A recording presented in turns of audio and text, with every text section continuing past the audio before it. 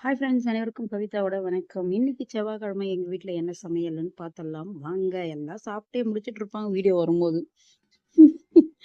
நான் video upload பண்ணும்போது night ஆயிடுது எடிட் பண்ணி. எப்பவும் சொல்ற மாரி தான் காலையில எழுந்திரிச்சு யோசனை பண்றதுக்கு டைம் இல்லன்னா, உள்ள இருக்கிற மாவ எத்தமா, இட்லிய ஊத்துனோமா, சட்னி அரைச்சோமா வேலை முடிஞ்சிடும். 8 மணிக்கு போறவங்களுக்கு எந்த பிரச்சனையும் இல்லாம.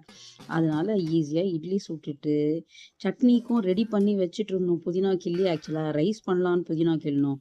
ஆக்சுவலா அது சட்னியா மாறிடுச்சு. எங்க அம்மாக்கு ஞாபகம் இல்ல. இட்லி சாதம் வடிச்சுட்டாங்க. நானு குளிச்சிட்டு வரதுக்காட்டி வச்சுட்டாங்க. சரி என்னத்துக்கு டிஸ்டர்ப் பண்ணோம். புதினா சட்னி அரைச்சிடலாமா, புதினா ரைஸ் பண்ணலான்னு நினைச்சு கடைசியில புதினா சட்னியா மாறிடுச்சு இட்லிக்கு. அப்புறம் என்ன, டெய்லி சொல்ற மாரி தான் ஒயிட் ரைஸ், பச்சரிசி, சோனா மசூரி, ஒயிட் ரைஸ். அது வெள்ள சாப்பாடுன்னு எங்களுக்கு பார்க்கும்போதே தெரியுது கவிதா அப்படின்னு சொல்றேங்க. உங்க மனசெல்லாம் எனக்கு புரியுது. இருந்தாலும் சொல்ல வேண்டியது என் கடமை. அதனால சொல்லிட்டேன். இது அப்புறமேட்டு என்ன, நாஷ்டாவும் முடிஞ்சிச்சு, சாப்பாடும் முடிஞ்சிச்சு. குழம்பு காமிக்கிறேன் இருங்க. கரண்டி இல்ல காமிக்கிறேன். ஏன் கரண்டி எங்கேயோ இருக்குது. அது அப்புறம் எங்க இருக்குதுன்னு சொல்லி காமிக்கிறேன். அப்புறம் என்ன பொரியலுக்கு போயிடலாம். வாழைத்தண்டு பொரியல் தான் எங்க அம்மா பண்ணாங்க. கலக்காவும், அ நிலக்கடலைன்னு சொல்லுவீங்க போட்டு, காஞ்ச மிளகாய் போட்டு கிரஷ் பண்ணி போட்டு பொரியல். சாம்பார் வந்து வெளிய டியூட்டிக்கு போறவங்களுக்கு ஆற வச்சிருந்தாங்க. அதனால கரண்டி அங்க இருக்கு.